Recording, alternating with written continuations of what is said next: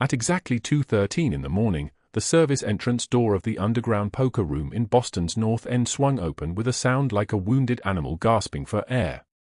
The humid August heat poured in with her, thick and suffocating, carrying the smell of rain and something else.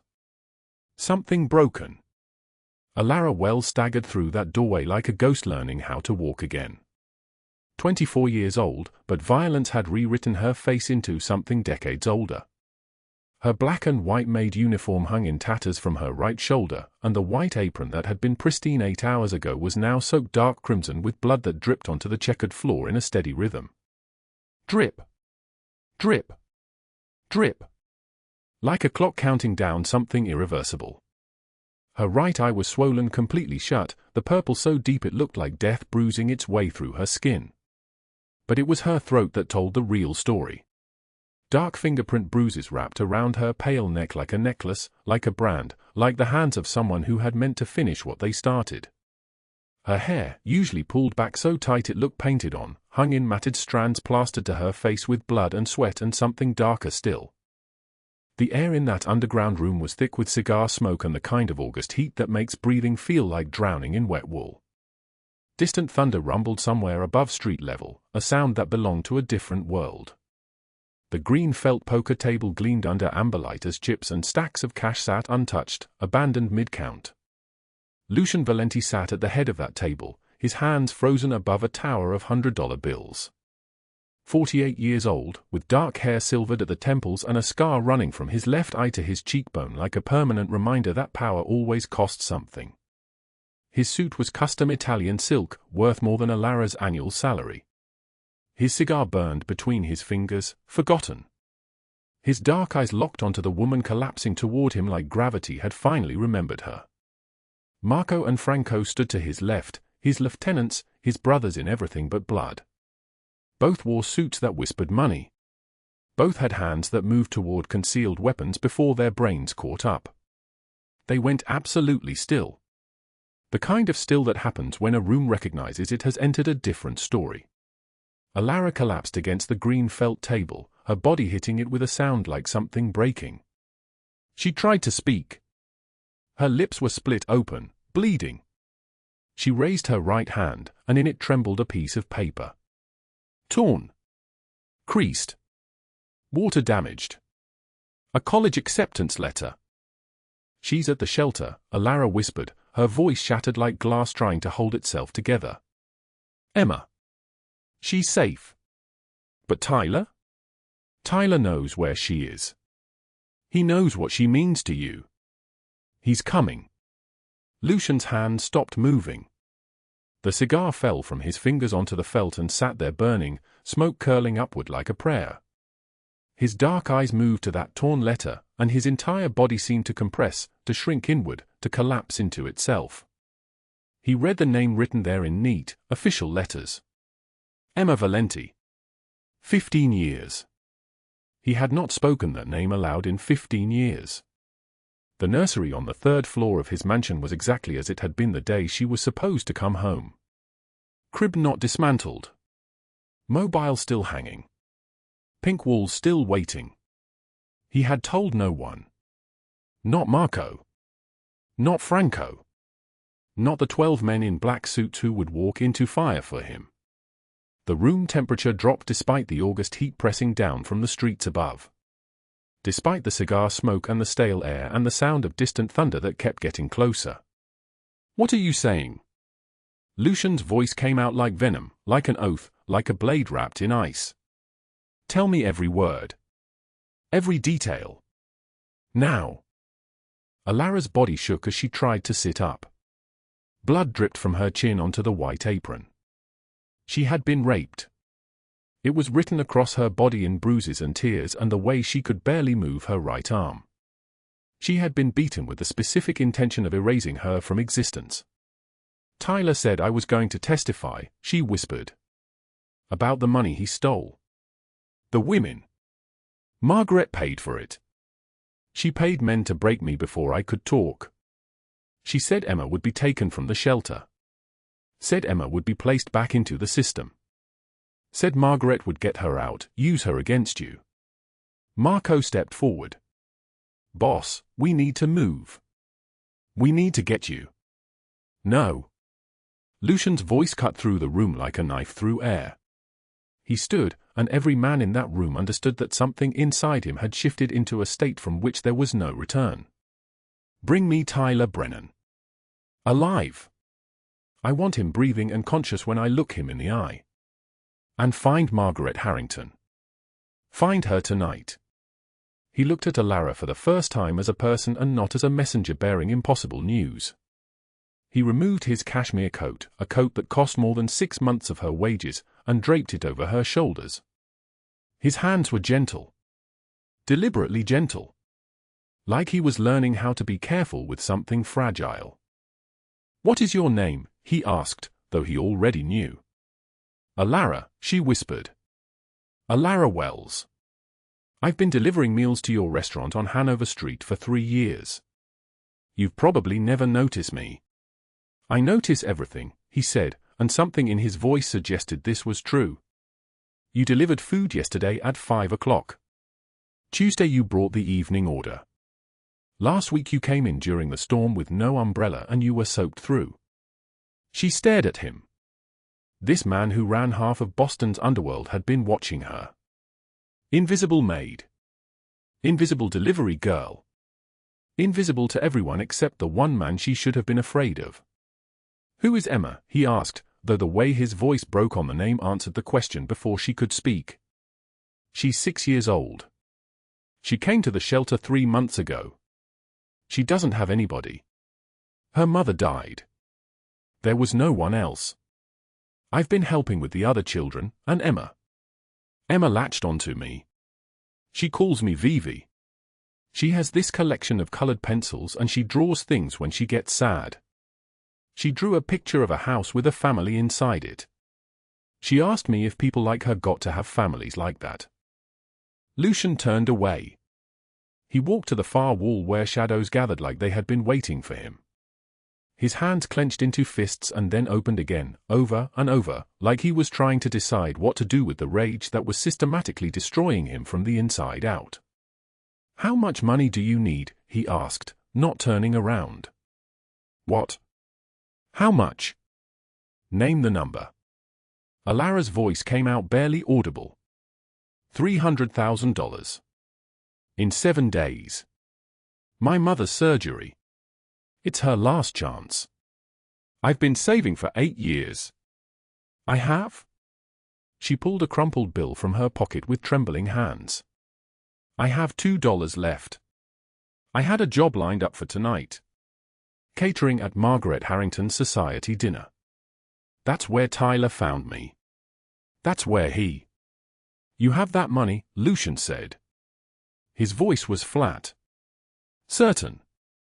Like a judge pronouncing a verdict that could not be appealed. Tomorrow. You'll have it tomorrow morning transferred to whatever account you tell us. Your mother's surgery happens next week. He finally turned to look at her, and in his dark eyes was something she had never expected to see in a man like this. Something that looked like grief. Something that looked like the loss of 15 years finally colliding with the impossible resurrection of one moment. And Emma, he said quietly. She comes to stay at my home. Tonight. Before Tyler can take her? Before Margaret can touch her. Emma Valenti comes home. Franco moved toward the door to make calls. Marco stood motionless, his brain catching up to what he had just witnessed. In 15 years of working for Lucian Valenti, he had never seen him remove his coat for anyone. He had never seen him promise money without calculating angles. He had never seen his hands shake. Thunder crashed directly overhead, so loud it seemed to rattle the poker chips on the table. But what Marco did not understand in that moment was that the man who had built an empire on the principle of showing no mercy, no weakness, no connection to anything mortal, had just met the daughter he believed was dead. And the invisible maid in the black and white uniform had just changed everything. Now let us go back. 3 days earlier. Before the blood. Before the broken bones. Before Allara Wells collided with the only man in Boston dangerous enough to protect her from the men who wanted her silenced. Let us return to the moment when she was still just another shadow passing through the lives of people too wealthy and too cruel to notice she existed. The alarm clock on Allara's nightstand read for 16 in the morning. The small studio apartment was dark except for the light bleeding in through the broken blind. She did not turn on the light because electricity cost money she did not have. She felt her way to the kitchenette and opened the refrigerator. 1 egg. A container of milk that expired yesterday but still smelled acceptable. A heel of bread wrapped in plastic. She had $2 in her pocket.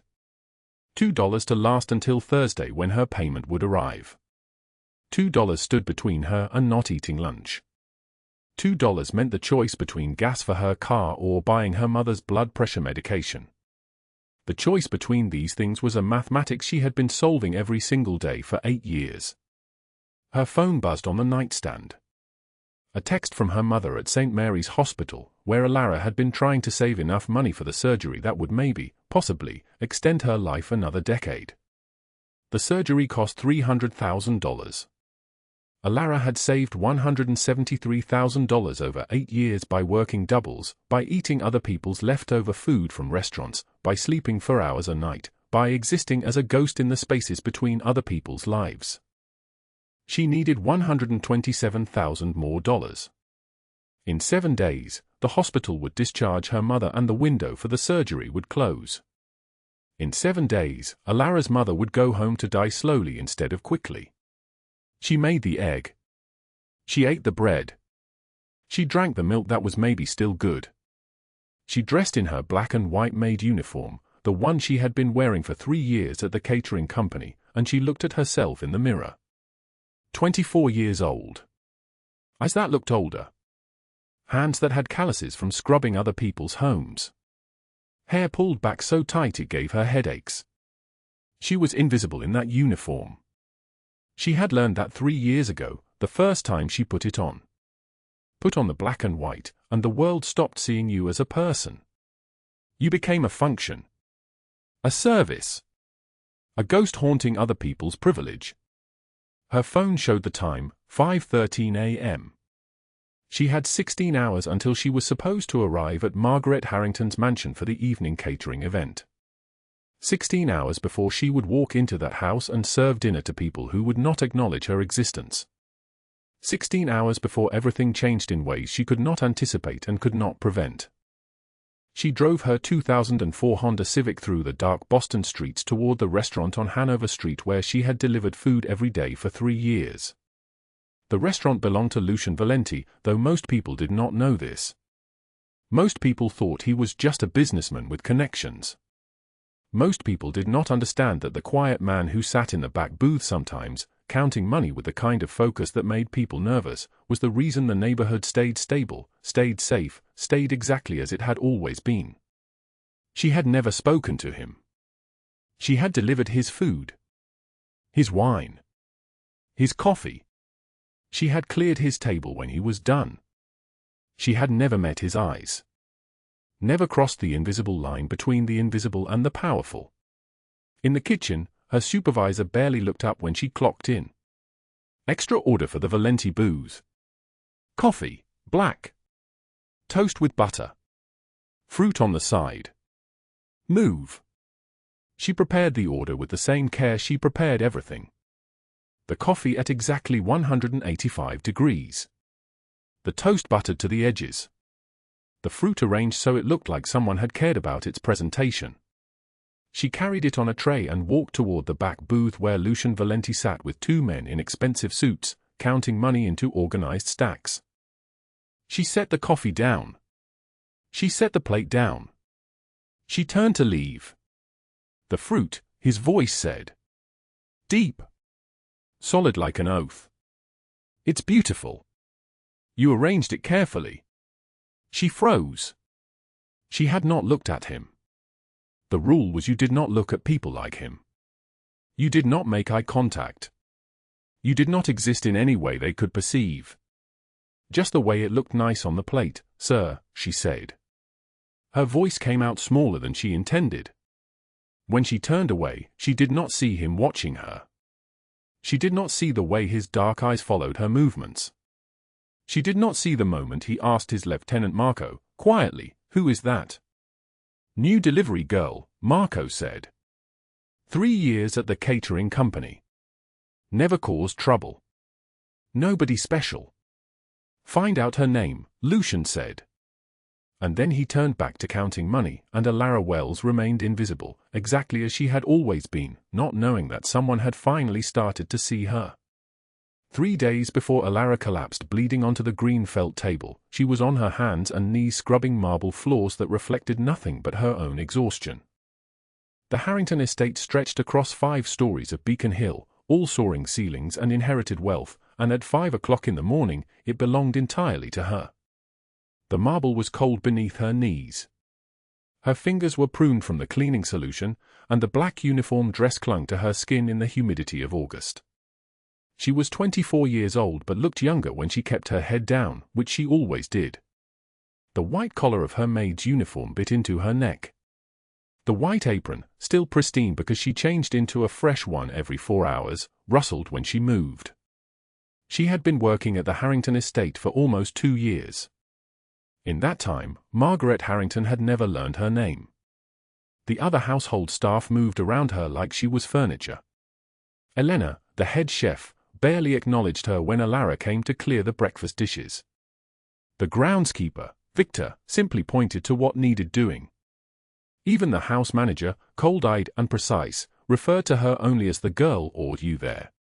This was the structure of her world.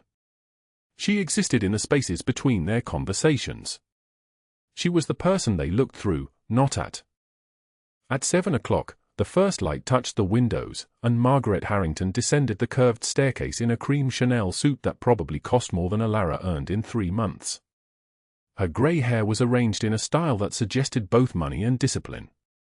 Her heels clicked against the marble, sharp and precise, like a clock marking time she could not afford to waste.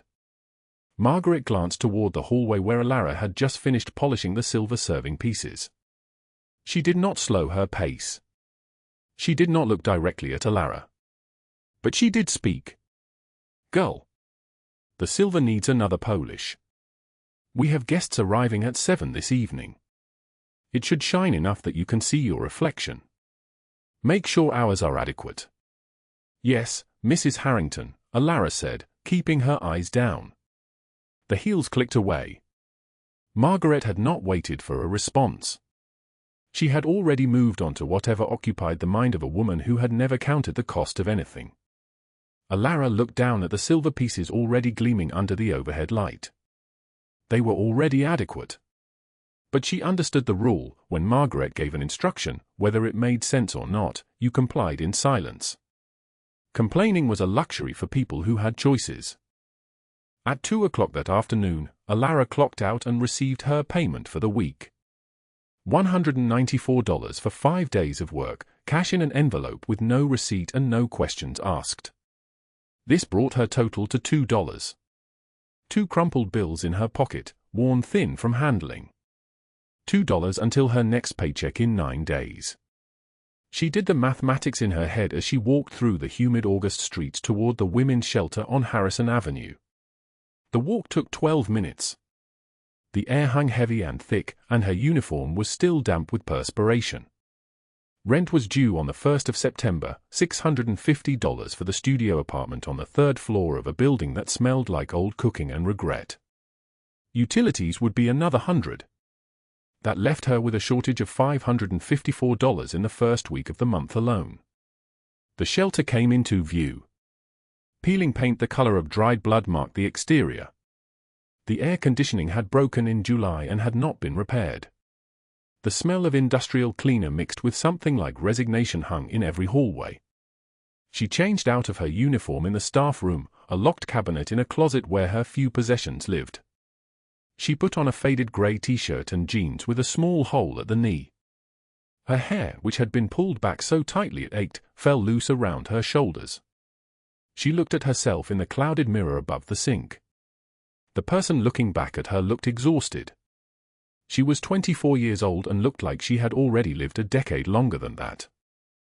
In the children's room, Emma was waiting. The child sat alone at a small table, drawing pictures with colored pencils that were worn down to nubs. Emma was 6 years old with dark curls and darker eyes that seemed to see everything with the clarity of someone who had learned not to trust what adults told her. When she looked up and saw Allara in the doorway, her entire face transformed. Her shoulders lifted. Color rose in her cheeks. "Lara!" Emma called out, and she abandoned her picture and ran forward. Allara knelt down and caught her, and Emma wrapped her arms around Allara's neck with the desperation of someone clinging to the only stable thing in her world. Allara had been volunteering at the shelter for 3 months. In that time, Emma had attached to her with an intensity that was both heartbreaking and non-negotiable. Every day when Allara did not appear, Emma asked for her. Every hour felt long. "Hello, sweet girl," Allara said, and she picked Emma up, though Emma was getting too heavy to carry easily. But she carried her anyway, because that was what Emma needed. They settled in the corner of the room where the light was good, and Emma showed her the picture she had been drawing. A house with a door. 2 stick figures holding hands. A sun in the upper corner, smiling. "That's you and me," Emma said, pointing to the 2 figures. "We live in the house. And nobody leaves." Allara's throat tightened. She smoothed Emma's hair and said nothing for a long moment. "Nobody leaves," Allara repeated quietly. They read together as the afternoon stretched toward evening. Emma sat in Allara's lap, curled into the shape of her body, and Allara read from a book about a little girl who lived in a castle. Emma asked questions about every picture. Would the girl be lonely? Did the girl have a mother? What happened if the mother had to go away? Allara answered carefully, choosing words that were true but gentle. The mother loves her so much that she's always with her, even when they're not in the same place. Emma seemed to accept this. She settled deeper into Allara's arms and listened as the story continued. At 5 o'clock, Mrs. Chen appeared in the doorway of the children's room. The shelter director was 53 years old with kind eyes and the exhausted posture of someone carrying too much weight. She watched Allara and Emma for a moment before speaking. "That child adores you," Mrs. Chen said quietly. "She asks for you every day." "Every single day, Allara. I have seen her turn down other volunteers because she's waiting for you to arrive." Allara did not look up from the book. "She's a sweet girl." "You're the only one she trusts," Mrs. Chen continued. "Whatever is happening in her life, whatever brought her here, you're the one person she believes is safe." Allara finally looked up, and Mrs. Chen saw something in her expression, a kind of desperate recognition. She closed the door and left them alone. Emma held up a piece of folded paper, worn at the edges from being carried in her small pocket. She had shown it to Allara before, several times. A college acceptance letter, torn and fragile, dated 15 years ago. The name on it was Emma Valenti, written in dark ink that had faded to brown. "This is me," Emma said solemnly. "A different me, but still me. The lady in Lost and Found said it means I'm special. It means I was meant for something important." Allara took the letter carefully, as if it were made of glass. She had asked Mrs. Chen about it once. The previous shelter worker had found it in the Lost and Found box. Nobody knew who it belonged to, but since it had the name Emma on it, she had given it to the child 3 months ago. Emma had kept it ever since, treating it like a treasure, like evidence that she mattered. "You are so special," Allara said, and she meant it with an intensity that made the words shake. "You are the most special person I know." Emma smiled and leaned back against her, and Allara held her close and tried not to think about September 1st. Tried not to think about the mathematics of hunger. Tried not to think about a future where she could not come here, could not read stories, could not be the person this child needed her to be. Outside the shelter, on the street corner where the evening's shadows had begun to stretch long and thin, a man in a dark suit stood watching the window. He had been standing there for 40 minutes. His name was Franco, and he was one of Lucian Valenti's men. He had been instructed to watch the shelter, to document who came and went, to take note of anyone who spent time with the small girl with dark curls who sometimes played in the garden. He did not know why he had been given this instruction. He did not question it. Loyalty meant you followed orders without asking for explanations. But as he watched Allara through the window, reading to the child, he felt something strange move in his chest. Something cold and careful and dangerous. He pulled out his phone and sent a message to Lucian Valenti. The girl comes here every day. She spends time with the 6-year-old child. They are close. The response came back within seconds. Keep watching. Do not approach. Report everything. Franco lowered his phone and continued his surveillance, and neither he nor Allara knew that the invisible threads connecting them had already begun to tighten. The underground poker room breathed with the weight of money and consequence. Green felt tables glowed under hanging lights, and cigar smoke hung in layers so thick you could see the shape of it. The smell of whiskey and old leather pressed against the walls. Armed men in dark suits stood at every door, their shoulder holsters visible, their faces carved from stone. Lucian Valenti sat at the center table, counting stacks of cash with methodical precision. $300,000. His hands moved with absolute control, sliding bills into neat piles. He was 43 years old, dark hair touched with silver at the temples, his black suit tailored so perfectly it looked like it had been painted onto his shoulders. A thin scar ran along his jaw, a reminder of a knife fight from 20 years ago. His eyes were dark and they missed nothing. Marco stood behind him, massive and quiet, his presence like a wall. Franco leaned against the doorframe, younger, still learning the weight of silence that came with this life. The humid August air seemed to make everything move slower here, thicker, more deliberate. A young runner approached the table, his hands trembling slightly. The whole room noticed. Fear was visible here. Fear was currency. Mr. Valenti, the runner said, his voice barely steady. There's news about Tyler Brennan. Lucian's hands stilled. The bills stopped moving. Every person in the room felt it, the shift, like the moment before a storm breaks. What news? His voice was quiet. That was the dangerous kind of quiet. He's been stealing from the East Side accounts. $50,000. Maybe more. We're still counting. The silence that followed had weight. It pressed down on everyone present. Marco's jaw tightened. Franco straightened slightly, watching the boss's face for the reaction that would tell them what came next. The door to the poker room opened, and Tyler Brennan walked in like he owned the place.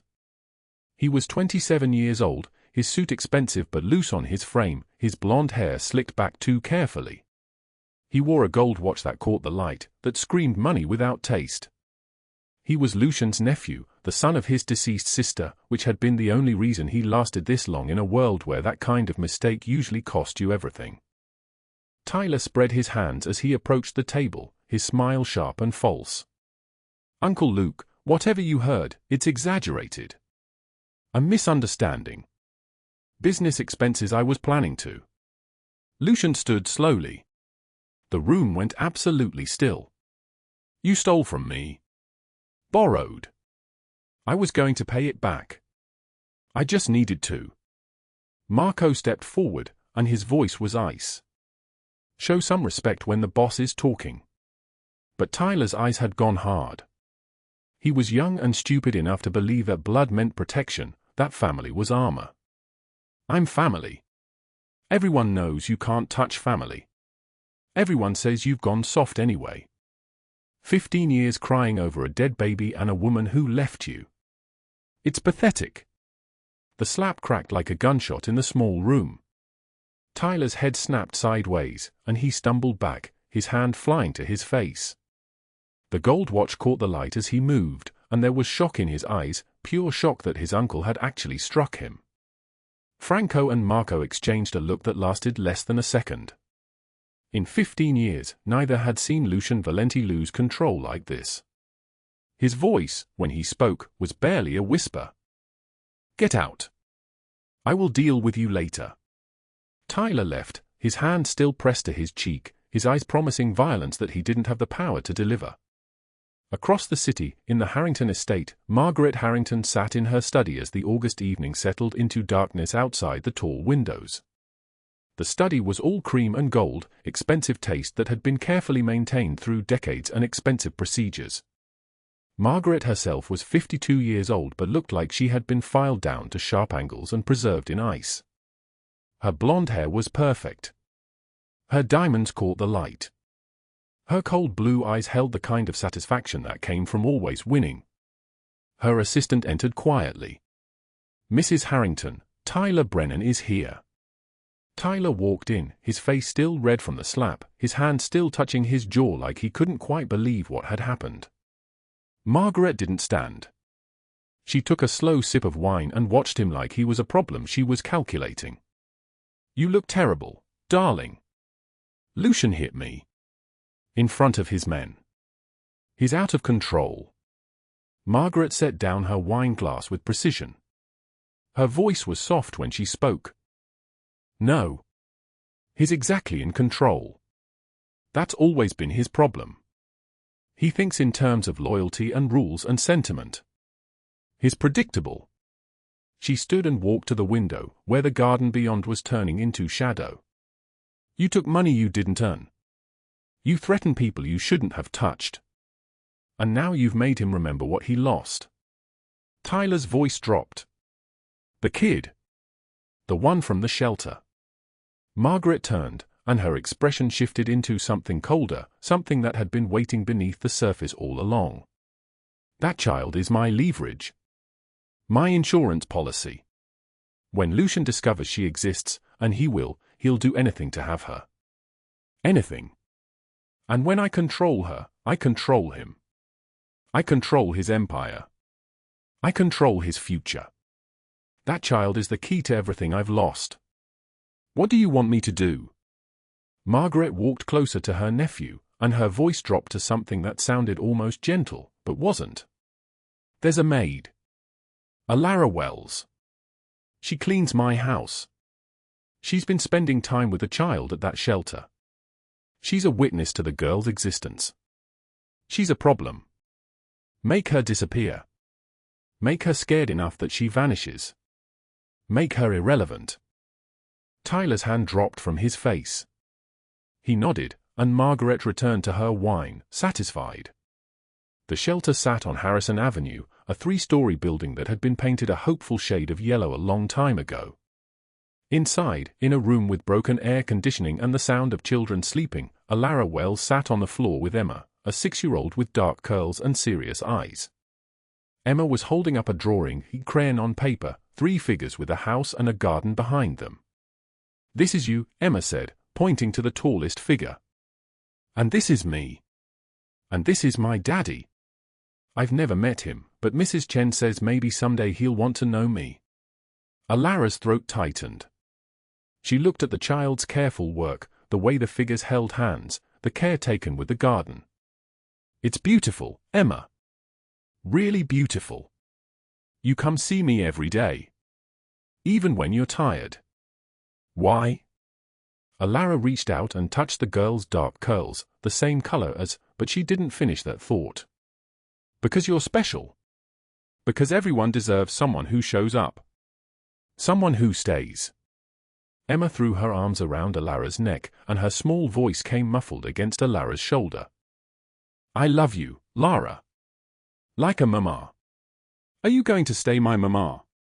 Allara closed her eyes. The tears came hot and fast, and she held the child close, not answering because she couldn't make a promise she didn't know how to keep. Mrs. Chen appeared in the doorway, her face worried. "Allara, can I speak with you for a moment?" In the hallway, away from the children's ears, Mrs. Chen's voice was low and careful. "There was a man asking about Emma today. Expensive suit. Blonde hair. Very handsome. He said he was family, but we have no records of any family. He wanted to know her name, how long she's been here, who visits her." Allara's stomach dropped like something had fallen through the floor. "What did you tell him?" "Nothing. We have protocols. But Allara, these types always come back. And when they do, they don't ask so politely the second time." That night, Allara left the shelter at 9:47 in the evening. The August air was thick and heavy, and thunder rumbled somewhere far away. She had $2 in her pocket. That was all. $2 and a shift at the Harrington estate tomorrow morning, and Emma's drawing folded carefully in her jacket. She didn't hear the footsteps behind her until they were very close. Tyler Brennan grabbed her arm and spun her into the alley between two buildings. The darkness swallowed them. "You've been spending a lot of time with a kid that doesn't belong to you." Allara tried to pull away. "I don't know what you're talking about." His hand closed around her throat. The pressure was sudden and complete. She couldn't breathe. His face was close to hers, his breath hot and sour. "Emma Valenti. The shelter brat. You're going to forget you ever met her. You're going to forget everything you've seen. You're going to disappear, or I'm going to make sure you can't remember anything ever again." Allara clawed at his hand, her fingers scraping skin, but he was stronger and he didn't care. He hit her. Once. Twice. 3 times. Her head snapped sideways, and she tasted blood. "Stay down," he said, and kicked her ribs. "Stay quiet. Disappear." He left her in the alley, bleeding onto the concrete. The rain started then, falling in fat drops, mixing with blood on her face. She lay there and tasted copper and August humidity and the understanding that she had been stupid to think anyone like her could protect anyone like Emma. But then she felt it. The edge of paper in her torn pocket. Emma's drawing. 3 figures holding hands. Allara pushed herself up. Her right eye wouldn't open. Her ribs screamed with every breath. But Emma was alone in that shelter, and Tyler knew where she was. Tyler knew her name. Tyler had been sent by someone more powerful than himself, and that someone could come back. Allara stumbled to her feet. Her legs moved even though they didn't want to. She started walking, and she didn't go home. She didn't go to the hospital. She walked toward the north end, toward the restaurant with the underground entrance, toward the only man who could possibly matter. She didn't know who Lucian Valenti was. But she knew he was powerful. And she knew he was the only thing that terrified Tyler Brennan. The poker room was still running at 2 in the morning. The lights, the smoke, the stacks of cash. Lucian sat at his table, his hand still steady from years of practice, counting money that didn't matter anymore because his mind was somewhere else. Allara came through the service entrance like a ghost. She was soaked with rain and blood. One eye was swollen shut. Bruises bloomed dark and terrible across her throat in the shape of hands. She collapsed against the green felt table where Lucian sat, and a torn piece of paper fell from her pocket onto the cash. A college acceptance letter. Boston University. And written on the back in handwriting Lucian Valenti knew better than his own, Emma. Due date, August 15th. His hand stopped moving. The entire room held its breath. Where is she? His voice was barely there. Safe. For now. But Tyler, he knows. He said you don't own him. That you're not getting that kid. Lucian's dark eyes moved to her face, and for the first time, he truly saw her. A maid in a torn uniform. A woman with $2 to her name. A woman who had bled to protect a child that wasn't even hers. Call the doctor, Lucian said quietly. And find my nephew. The room moved like it had been waiting for this command. Marco was already on the phone. Franco was already moving toward the door. And Lucian stayed still, holding the torn college acceptance letter, his hands finally trembling after 15 years.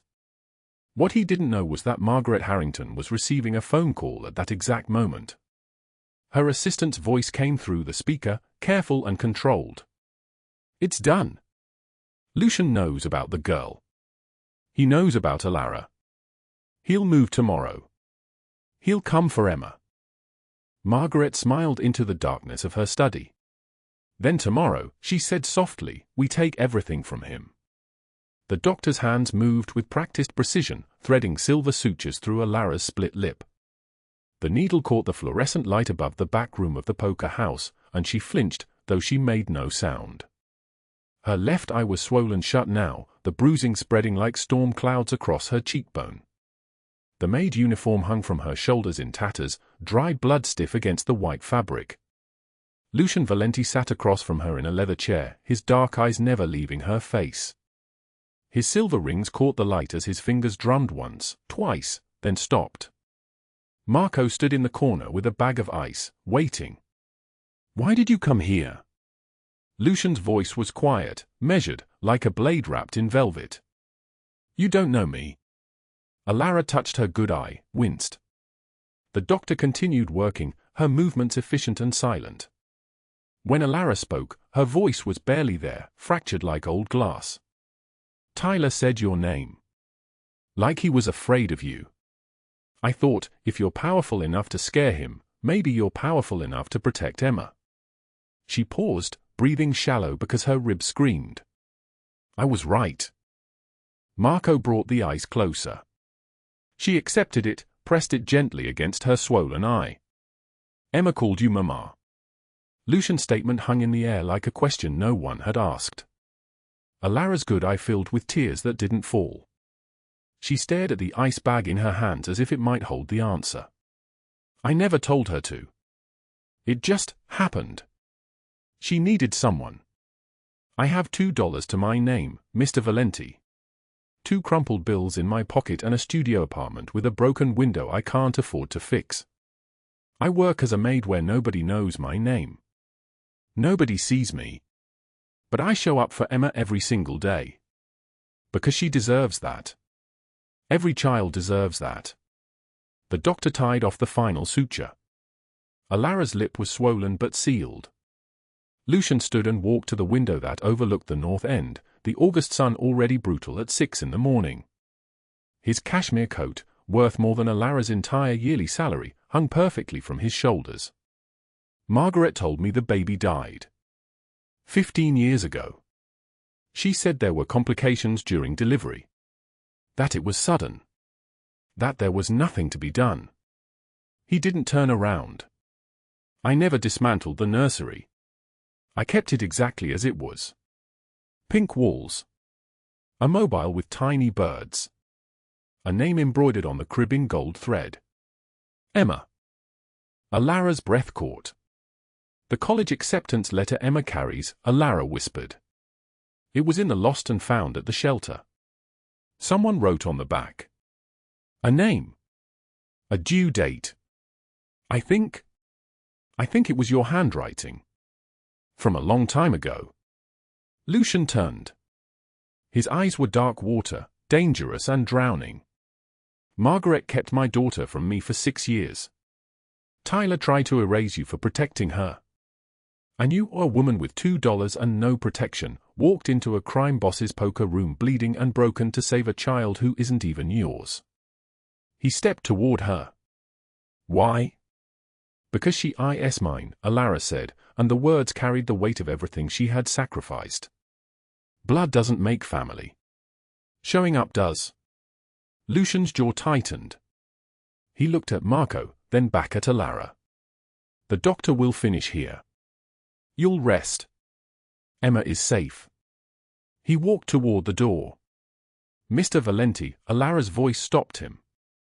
"What happens now?" He didn't answer.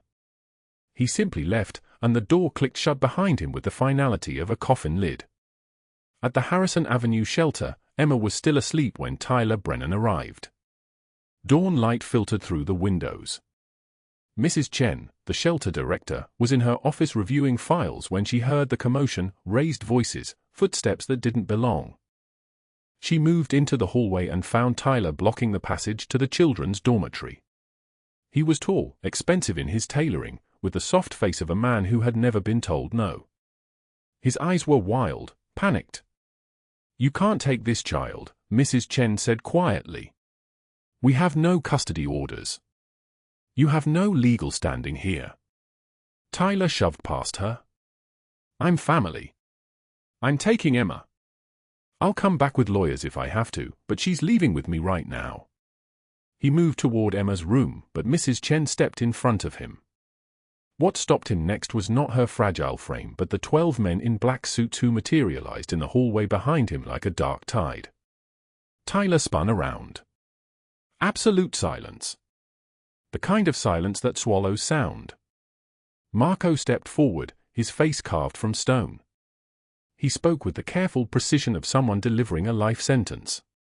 Tyler Brennan, you're wanted for questioning regarding $73,000 in missing funds from the Valenti organization, assault and battery against a named victim, conspiracy to commit kidnapping of a minor, and conspiracy to commit murder. Tyler's face went white. His mouth opened but no sound came out. The phone in his pocket rang.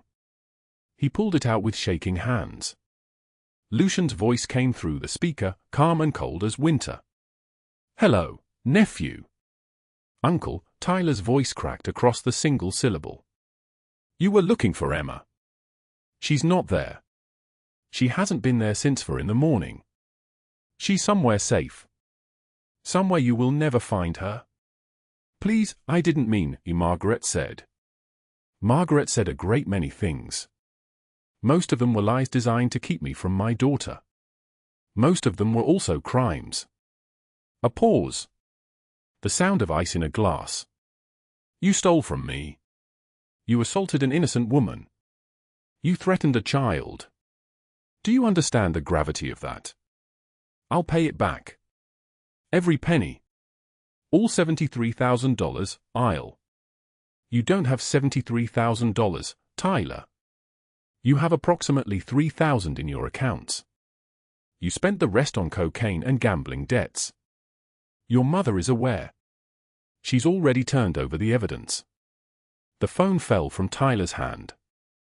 He collapsed against the wall of the shelter, his expensive suit suddenly obscene, ridiculous. "Please," he whispered. "Please, Uncle Luke. I'm sorry. I'm so sorry." The line was already dead. While Lucian's men led Tyler away, Allara had slipped out of the poker room into the rising heat of August. She walked to Boston Common without direction, her feet carrying her while her mind scattered like leaves before wind. She sat on a bench facing the Charles River, the water dark and slow-moving. Everything ached. Everything was broken. Her eye was swollen shut. Her ribs screamed with every breath. Her uniform was ruined, caked in blood that wasn't all hers. She counted her money with trembling hands. $2. 2 crumpled bills. That was everything she had left in the world. The shelter would fire her, too much police involvement, too much danger. The Harrington estate wouldn't take her back. Margaret would have made sure of that. She couldn't go to a hospital, no insurance, no money. She couldn't afford rent next week. She couldn't afford anything. And Emma. Emma had a father now. A powerful father with resources and protection and a house that didn't have a broken window. Emma didn't need a broke maid anymore. Emma needed safety.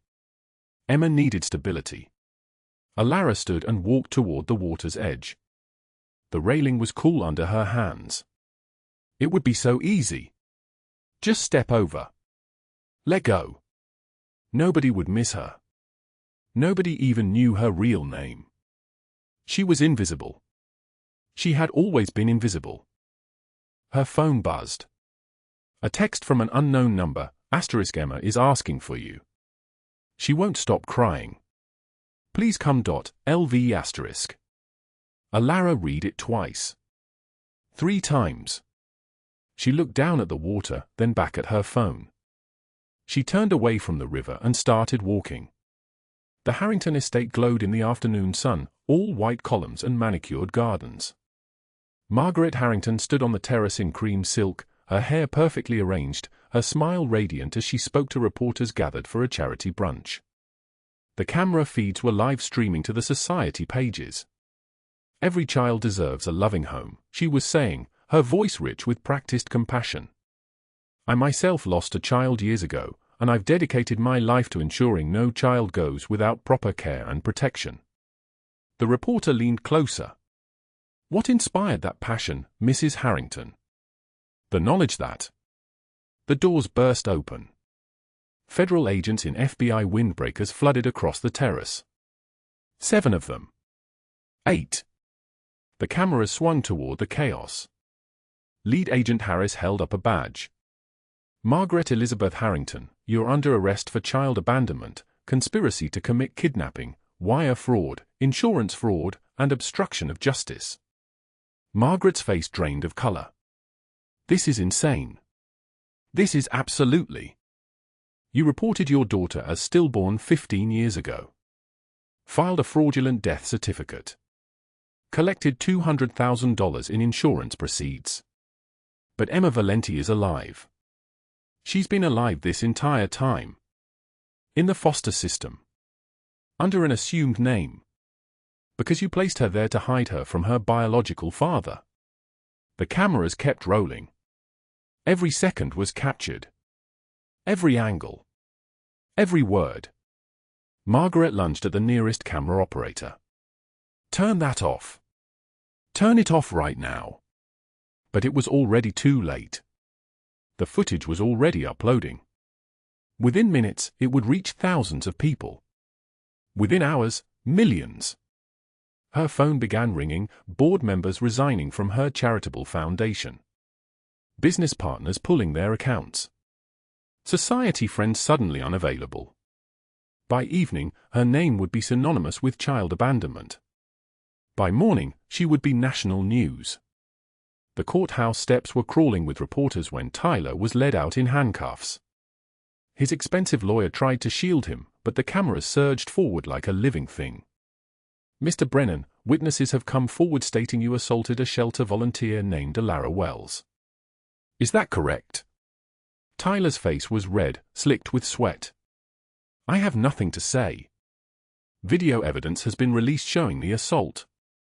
The shelter has filed charges. Your own associates have provided testimony regarding the $73,000 in embezzled funds. Something in Tyler snapped. His voice came out high and panicked, desperation overriding any remaining caution. Margaret did this. Margaret told me to do it. She said the kid was leverage. She said if Lucian found out about the daughter, he'd be distracted, vulnerable. His lawyer grabbed his arm hard enough to bruise. Stop talking. Now. But it was finished. The confession was recorded. The cameras had it all. Federal prison. 40 years minimum. His future erased in a single moment of panic. Lucian stood in his office 3 blocks away, watching the live feed on the monitors. Marco stood beside him, silent witness to the systematic dismantling of everyone who had dared to threaten what was his. It's done, Marco said quietly. Lucian nodded once, then turned his attention to the phone on his desk. A single call to make. A daughter to bring home. The brownstone sat quiet on Salem Street, its brick face dark except for a single light in the second-floor window. Lucian Valenti stood motionless in the doorway of the nursery, his hand on the frame, his breathing shallow. 15 years of dust on tiny clothes.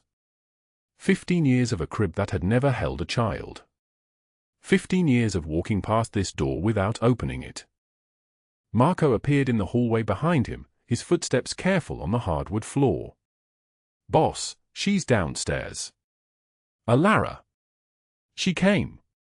Marco's voice was barely a whisper, the kind of careful tone you use around grief that might shatter if you speak too loud. And Emma. Lucian didn't turn around. Emma hasn't stopped asking for her.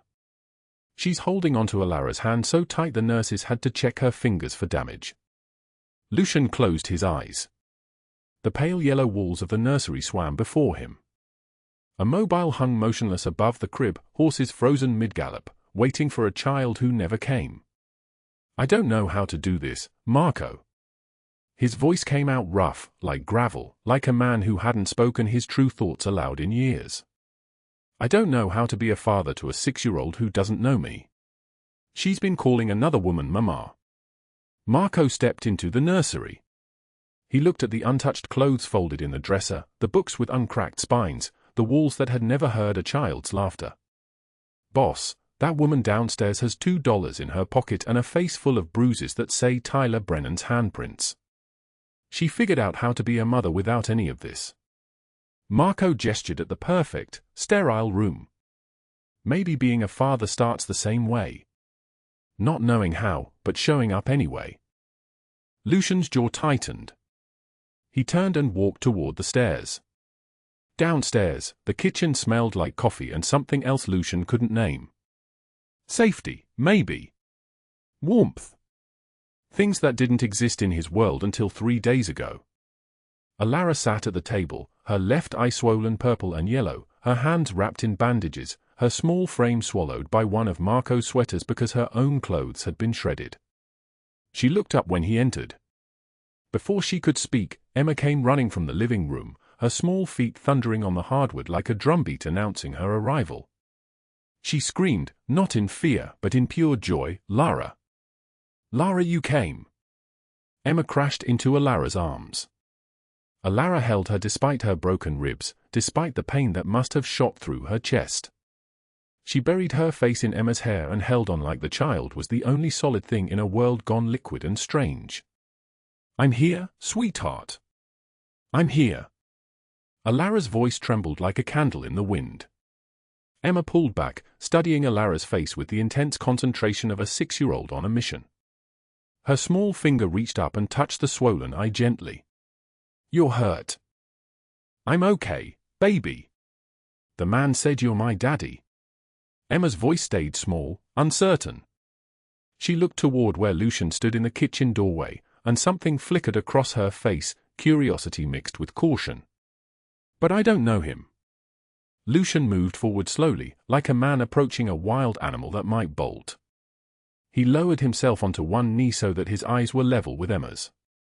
This man, who had built an empire on fear, who had terrified grown men into absolute obedience, who had never knelt for anyone, was now on one knee in front of a 6-year-old. "I don't know you either," he said quietly. His voice was different here, softer, like he was speaking across a distance that couldn't be crossed with anything but gentleness. "But I'd like to. If that's okay with you." Emma looked between Lucian and Allara. Her lower lip trembled slightly. "Lara can stay." Lucian's throat worked. When he spoke again, his voice was barely audible. "Lara can stay as long as she wants. Forever." Emma's voice was small and hopeful, the kind of question that could break a man's heart if he let it. Lucian looked at Allara over Emma's head. Their eyes met. In that moment, he saw her as she truly was, not a maid, not a servant, not invisible. A woman who had sacrificed everything for a child that wasn't hers. A woman who had walked into his poker room bleeding and broken because she needed help protecting someone she loved. "If she wants to," Lucian said. Later that night, after Emma was asleep in a real bed in a real home for the first time since Allara had found her, the kitchen held only the two of them and the weight of everything unsaid. Lucian slid an envelope across the table. It was thick, expensive paper, the kind that cost money just to hold. "There's $300,000 in cash," he said. "Enough to start over anywhere. Get a degree. Buy a house. Disappear if you want to." Allara stared at the envelope. More money than she had earned in her entire life. More money than she could count. Her hands didn't move to touch it. "Why?" she whispered. "Because you saved my daughter when you had every reason to save yourself. Because you walked into a crime boss's poker room bleeding and broken for a child who isn't your blood. Because Emma calls you Mama, and I can't take that away from her even if I wanted to." Lucian leaned forward, and his eyes, those dark, dangerous eyes that had sent men to their deaths, were suddenly full of something fragile. "I can't replace what you've given her. I don't want to. But I can offer you safety. Protection. A home. A family." His voice dropped even lower. "I'm not asking you to love me. I'm not asking for anything except, let me take care of you the way you've taken care of her." Allara looked at the envelope, then at Lucian. She thought about every night she'd gone to bed with her stomach hollow, every time she'd worn the same clothes for a week to save money for Emma's medication, every single choice she'd made to be the person this child needed. "I don't need $300,000, Allara said. I need to know that Emma will always have someone who shows up. Always. Even when it's hard. Even when it's inconvenient. She will. Lucian's voice was like an oath. I promise you. Then I stay. The months that followed rewrote what it meant to be a family. Marco watched from the kitchen doorway one afternoon as Allara taught Emma to read, her scarred finger pointing at each word while the child sounded out the syllables. Lucian stood behind them, his hand resting lightly on Allara's shoulder, his expression unguarded for the first time in 15 years. Boss hasn't smiled like that since. Franco started to say, then stopped. Never, Marco said quietly. He's never smiled like that. At the breakfast table, Allara sat in regular clothes now, not a maid's uniform, Emma in her lap, Lucian making coffee with the kind of careful attention that suggested he'd never made anything before and wanted to get it exactly right. The torn college acceptance letter, Emma's, framed now in gold, hung on the wall of the living room. Then one morning, Emma was sitting at the kitchen table with her cereal, kicking her legs that didn't quite reach the floor yet, and she looked at Lucian with the same certainty she'd always held when looking at Allara. Daddy, can you read to me before bed? Lucian's coffee mug stopped halfway to his lips. He looked at Allara, and she saw the moment, the exact second, when he became something more than a man who had lost a daughter. He became a man who had found one. Yes, he said. Yes, I can. 6 months later, the nursery had been transformed. The shrine to loss had become a real child's room. Pink and yellow walls, stuffed animals scattered across the floor like they'd been played with, drawings taped to the walls, Emma and Allara and Lucian, 3 figures holding hands under a bright yellow sun. Emma slept peacefully, her stuffed rabbit tucked under her arm, her breathing steady and deep. Allara stood in the doorway watching her, and Lucian appeared beside her, moving quietly so he wouldn't wake the child. She's happy, Allara whispered. Because of you, Lucian said. She had a father who would have moved heaven and earth to find her, Allara replied. She just needed someone to build the bridge. Lucian took her hand, still scarred, still working rough, but no longer hidden. He brought it to his chest, over his heart. I spent 15 years counting money in a room full of smoke, thinking I'd lost everything that mattered. Then a woman with $2 in her pocket showed me what I'd been missing. What's that? Allara asked. That power isn't in money or guns or fear. It's in showing up. Every single day. For the people who need you. Through the window, Boston glowed gold with the setting sun. Somewhere across the city, Margaret Harrington sat in federal prison, her society connections worth nothing now, her name erased from the charity board she'd once ruled. Tyler Brennan was in a cell, abandoned by everyone, his confession playing on loop in news cycles, his future a straight line to a grave. But here, in this small room, a crime boss who learned gentleness and a maid who learned her worth were building something no amount of money could buy. If this story moved your heart, please hit that like button. Share it with someone who needs to know that broken people can build beautiful things. Subscribe to this channel because tomorrow we have another story about ordinary people doing extraordinary things. Leave a comment and tell us, have you ever been the person who showed up for someone when nobody else would? We read every single one. No matter how dark your world becomes, remember this, sometimes one hand reached out at the right moment can change an entire life. Thank you for staying with us. We'll see you in the next story.